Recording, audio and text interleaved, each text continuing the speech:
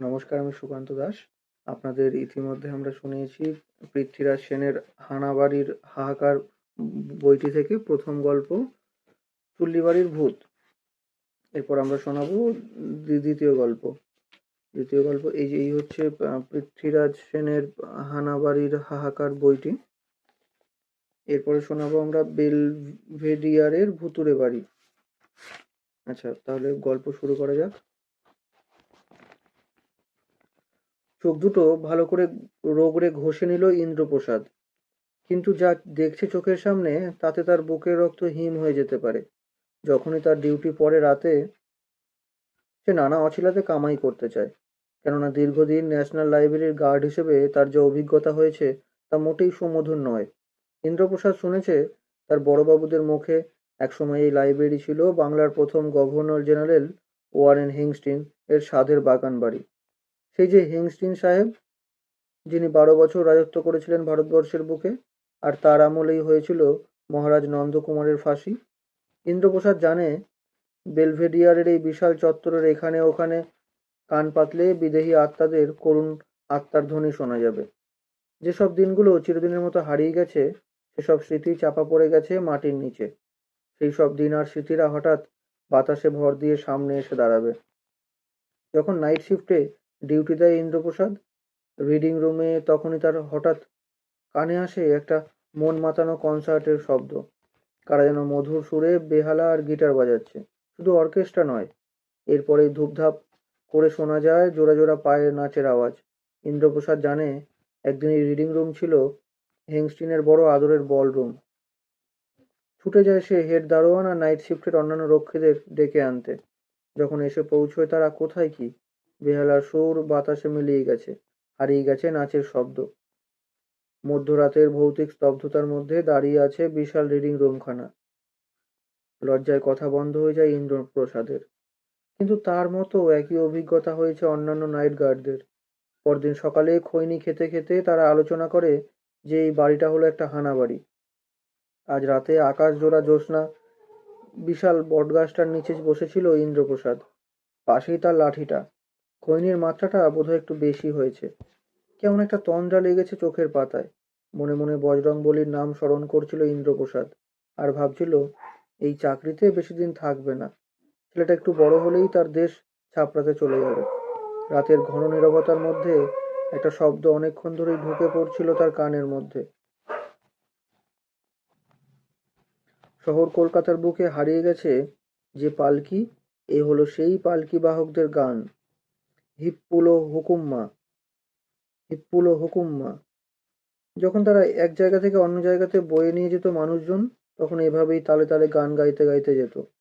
কিন্তু আজ মাঝরাতে পালকি আসবে কোথা থেকে?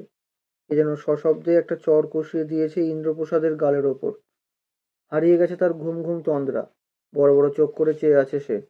এই মাত্র তার চোখের সামনে থামলো একটা পালকি, আর সেখান থেকে লম্বা এক সাহেব বেরিয়ে এলো। যন্ত্রণায় কাতরাচ্ছে সে।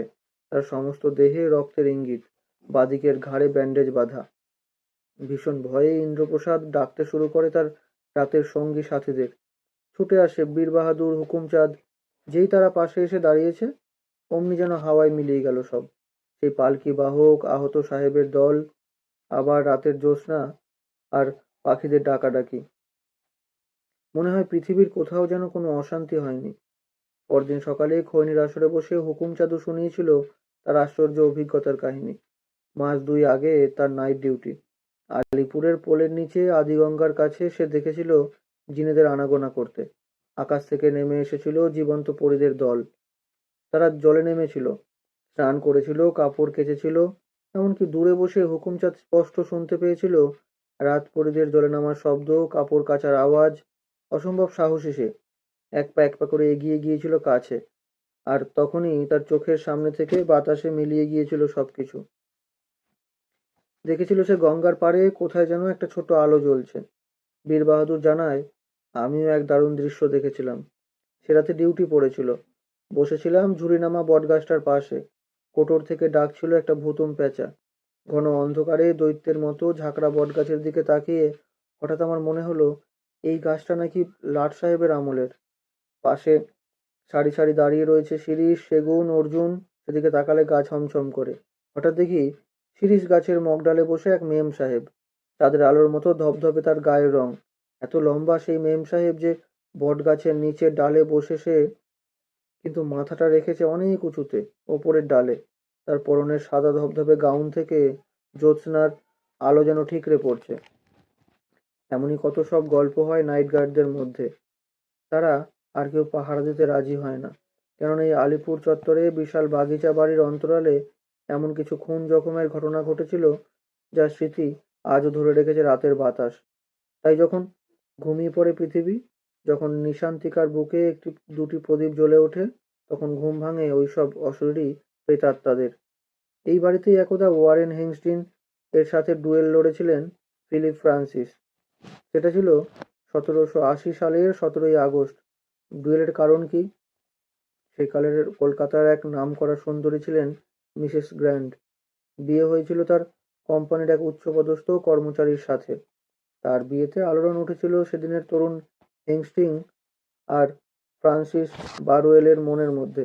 এই মিসেস গ্র্যান্ডকে নিয়েই দুই বন্ধুর মধ্যে রক্তাক্ত সংগ্রামের ঘটনাটি ঘটেছিল।